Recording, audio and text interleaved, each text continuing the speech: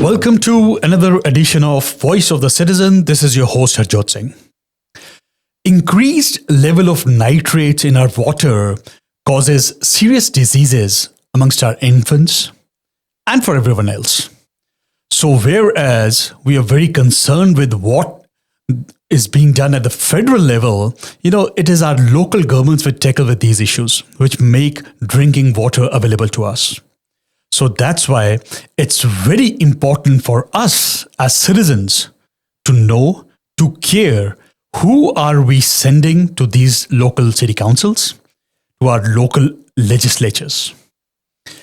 So as done in the last couple of weeks, we have another candidate for our Suffolk County Legislature, District 18, Craig Herkowitz.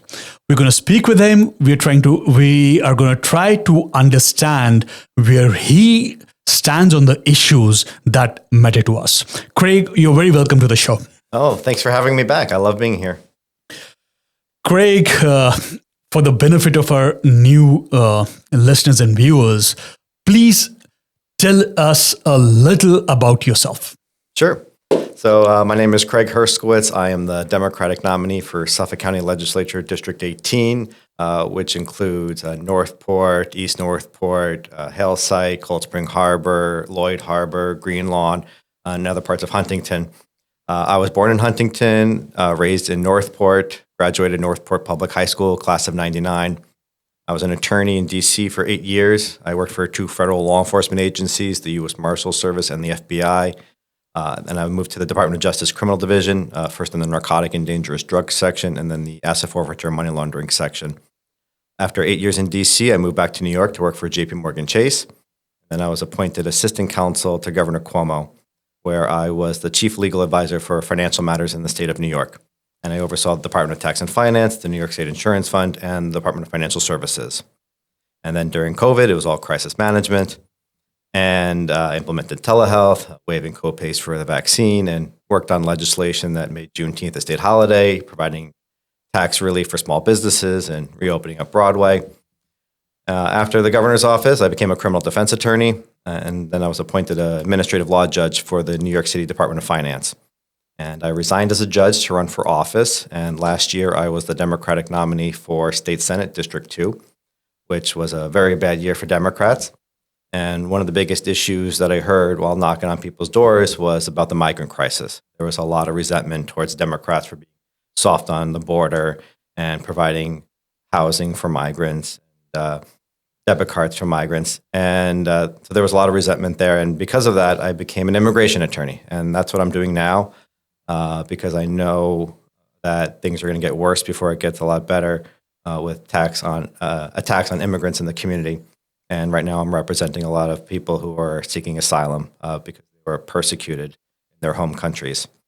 And I was inspired to run for the Suffolk County Legislature because I know there's going to be attacks on our community.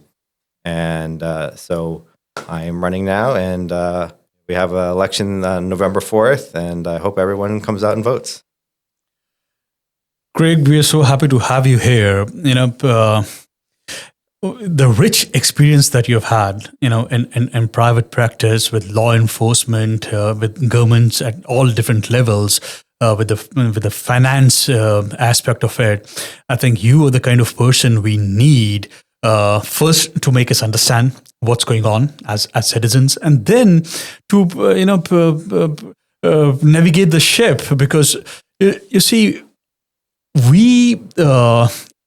there are issues that we all are concerned with, housing, environment, safety, small business.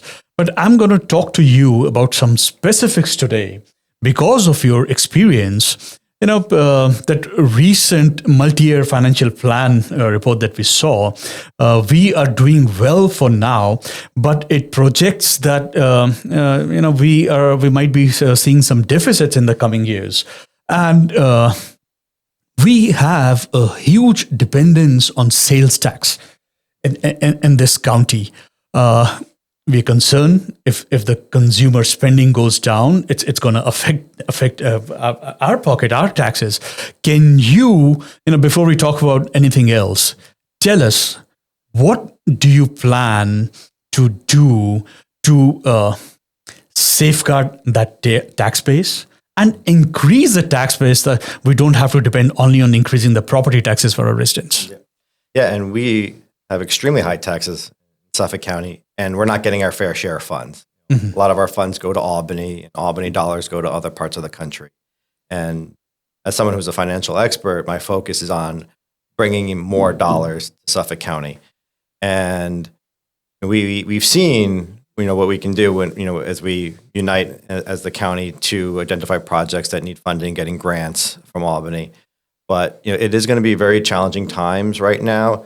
The Trump tariffs are hurting the economy. I've talked to many small businesses where their workers are being arrested by ICE at bus stations and 7-Elevens. And so small businesses are hurting. And now with the government shutdown, a lot of banks are afraid that people are going to default on their loans. So there is a great concern that the economy is going to suffer. And so we need to protect our residents, protect our communities, and identify avenues of revenue without raising taxes because, like I said, we have extremely high taxes. So we want to protect the programs that we receive. We want to protect our schools, but we also want to protect people because it's becoming less and less affordable to live on Long Island. Seniors can't afford to stay here, and children who we spend a lot of money educating and who got the best education can't afford to live here. So we need to, provide more affordability on Long Island. And I imagine we're going to touch on the sewer system, but we'll get back to that if you want a little bit later.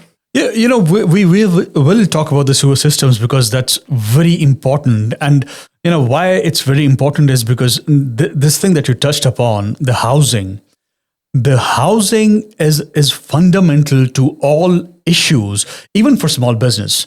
You see, if we need talented people to stay on the island, or if we need to invite talented people to come and work, to create that workforce, we need to provide them housing. And the housing has become so unaffordable. That's a complaint. We have some of the best schools in the country. We train the best workforce, and then they leave our towns. That's a brain drain we are seeing for quite some time. And then, we had a town council candidate, Jen Hebert, here earlier.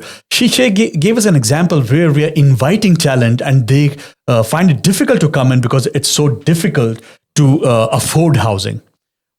We all talk about it. What do you think is something that can be done about this? Yeah, and so just an example, there's a new affordable housing project that's being developed right by my old high school, Northport High School, that the community was fighting for like 50 years because there's a lot of fear tactics when it comes with affordable housing. And people are saying it's going to bring in crime, it's going to bring in traffic. So I think it's extremely important that we may have the community being involved in development projects. Because right now that project is gorgeous. Beautiful, beautiful project. And so if you include the community, they're aware of what's going on and the needs of the community, there's going to be less community pushback. So there's not a lot of fighting when it comes to that.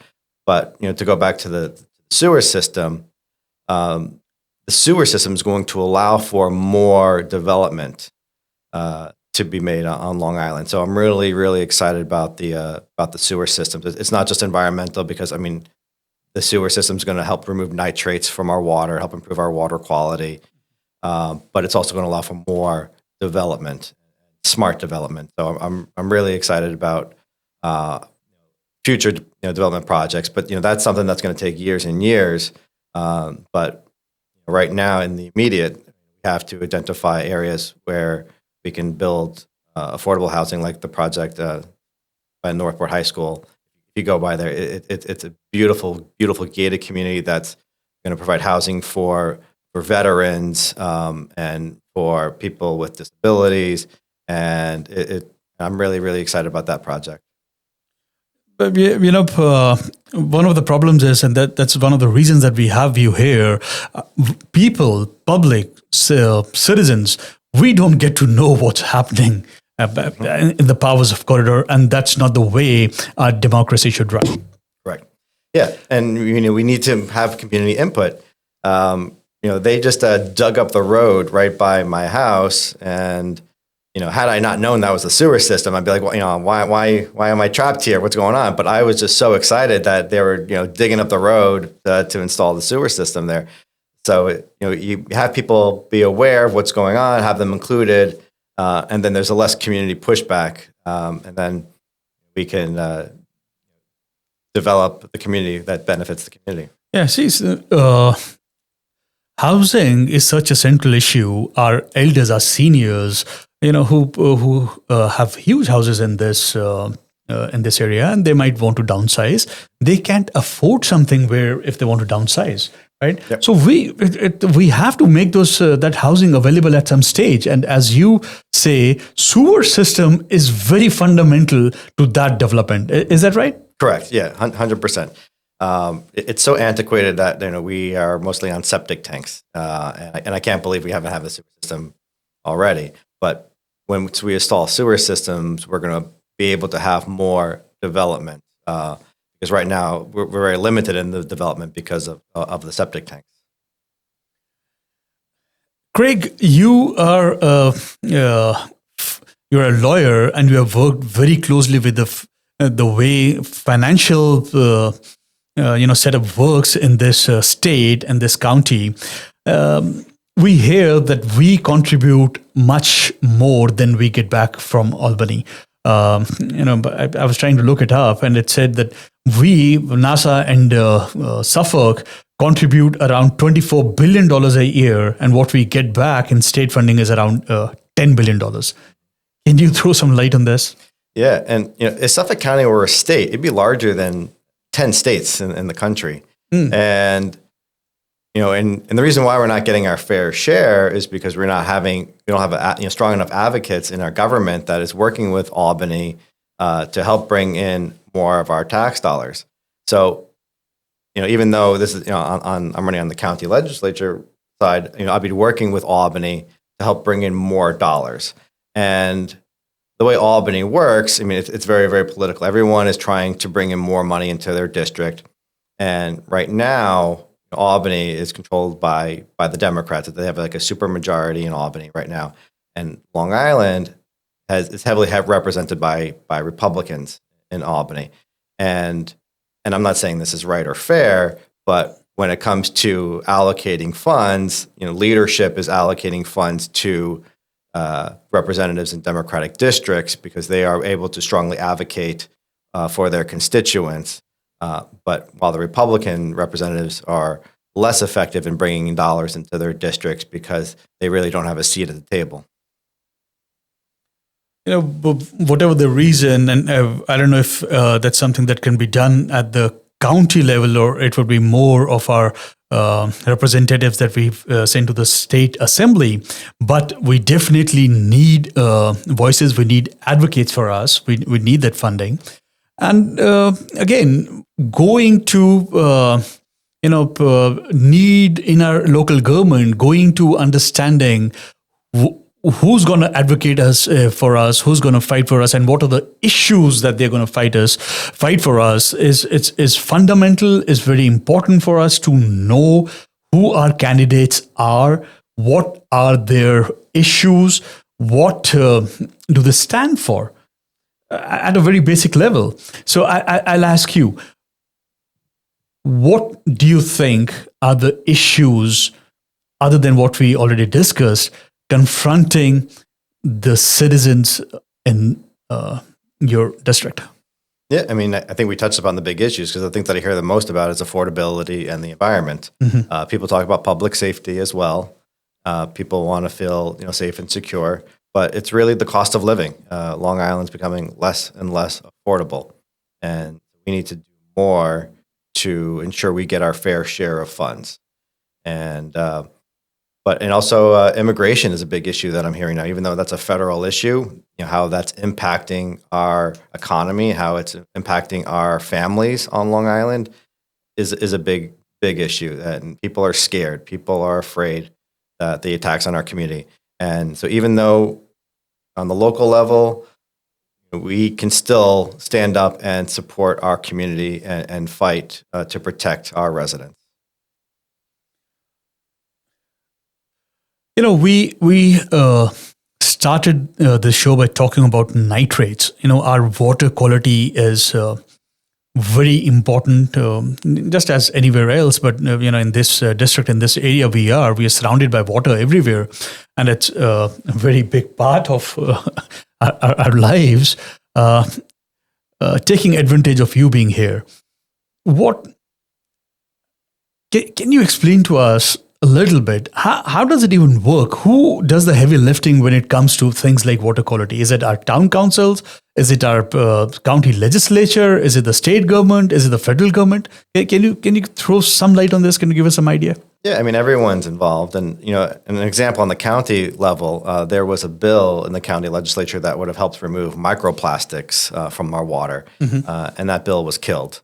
And so it was killed in the county legislature? It was killed in the county legislature, yeah. And, there was arguments that it was going to hurt businesses or requiring people to ask for plastic forks and knives, with their takeout orders instead of automatically receiving them. They thought that would hurt businesses.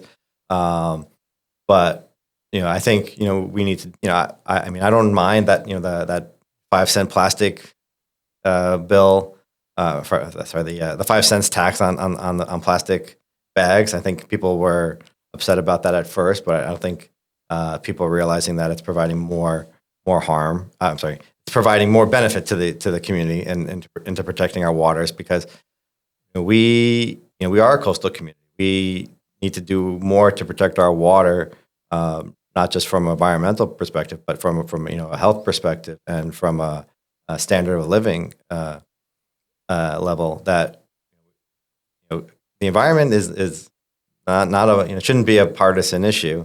But we rely on our water. We our boaters and our beaches and our drinking water. I mean, we used to have the best drinking water, and now I think very few people would want to drink water out of the tap right now without a filter.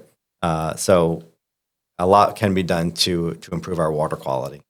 Recent reports have shown that some areas in Suffolk, and I think some of them fall in your district, where those nitrate levels are more than what is acceptable by the EPA standards. Is that correct? Yeah, and that's what the big push for the sewer systems. The county legislature killed the Proposition 2 that would have provided a pennies tax to provide funding for the sewer system. The Proposition 2 passed last year, and overwhelmingly, Suffolk County voters overwhelmingly passed Proposition 2 because it's just a couple of pennies, and it's going to provide new sewer systems that's going to prevent leakage of our waste into our water.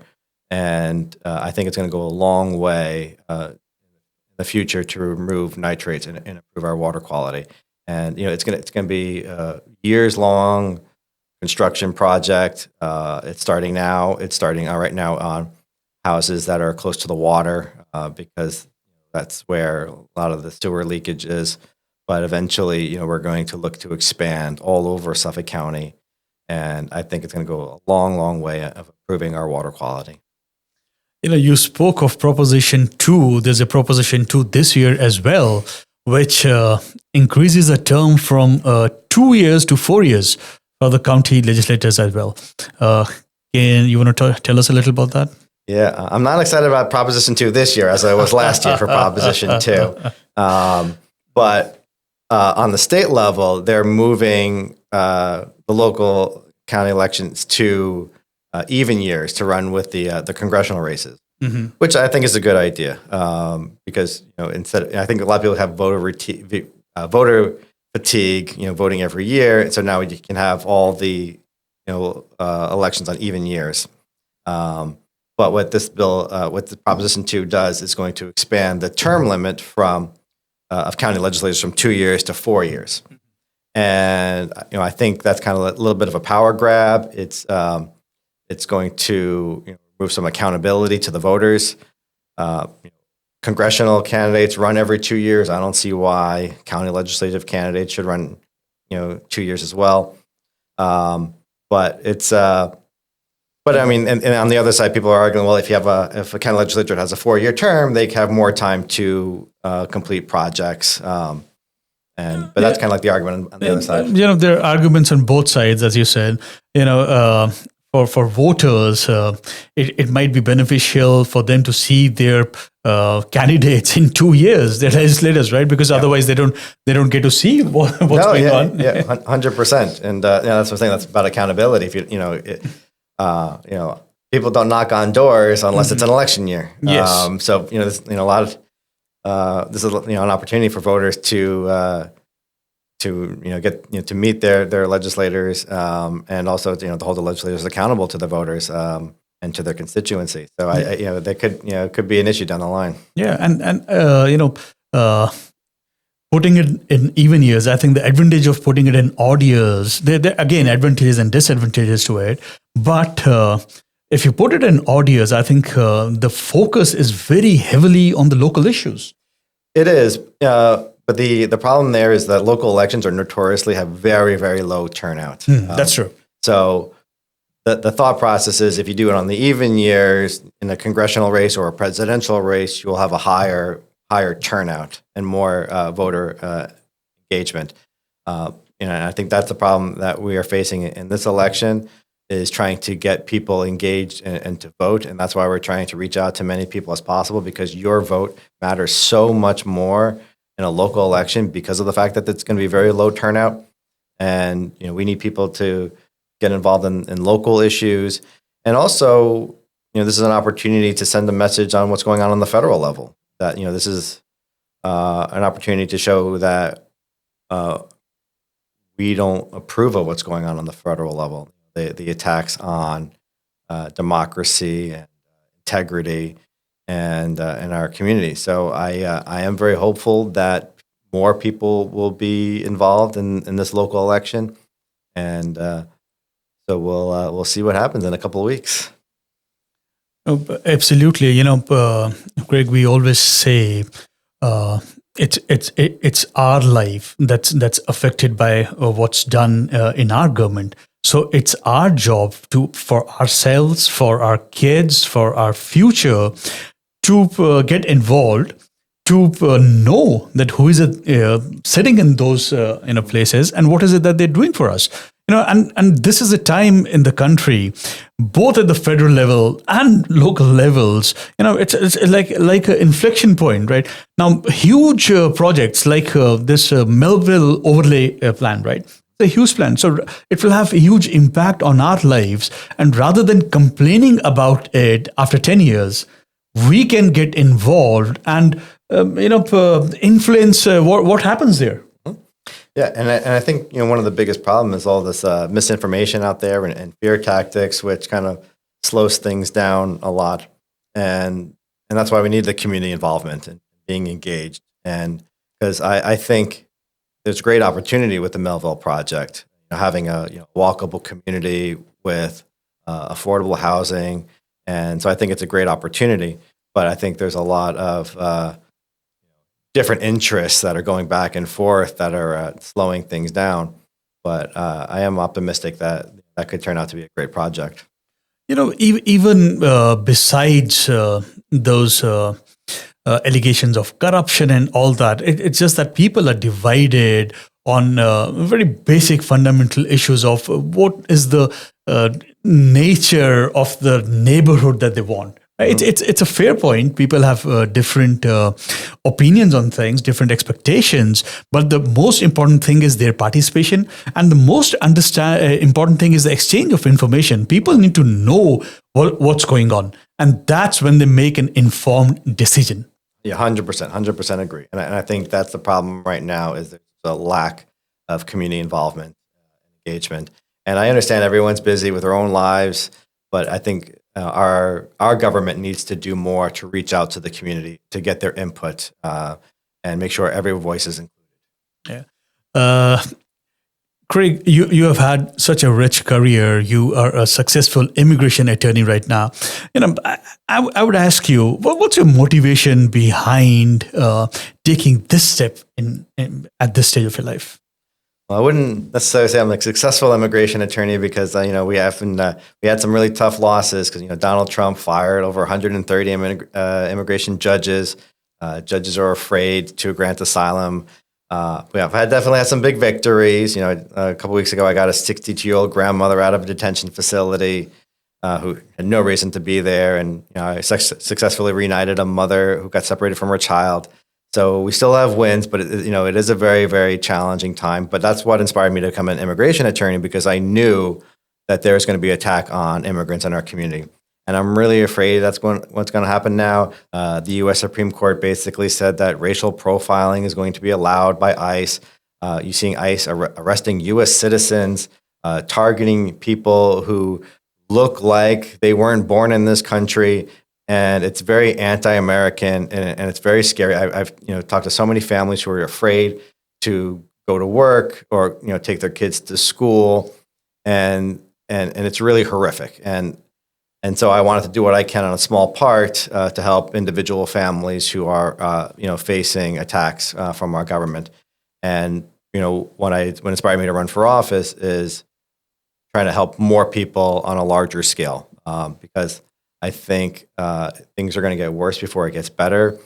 ICE has a budget larger than most countries' militaries. The government's building more detention facilities. ICE has sovereign immunity, so they can just go around arresting people, hurting people, assaulting people, and there's no recourse. And so I'm really, really scared of the next few years. And so I think we need more people with integrity in our government who is not afraid to stand up for what is wrong and will do what is right, regardless of what the consequences are. Craig, we really appreciate and thank you for your service and your feelings for all members of this society. Craig, it's been a pleasure talking to you. In the end, I will ask you to tell us in your own words, why are you the best candidate for the office you're seeking? Yeah, I think, I'm a career public servant. I have demonstrated that I am going to be a voice of reason and a voice of compassion and going to do whatever I can to protect our community and to ensure that we have more tax dollars coming into our community to protect our residents, to improve the community that we love. And I'm really looking forward to serving you. And I will be available for anyone who has any issues. And I take tremendous pride and satisfaction in helping people. Craig, thank you so much for taking all the time today. We wish you all the very best for your campaign ahead. Oh, thank you so much. I really appreciate it.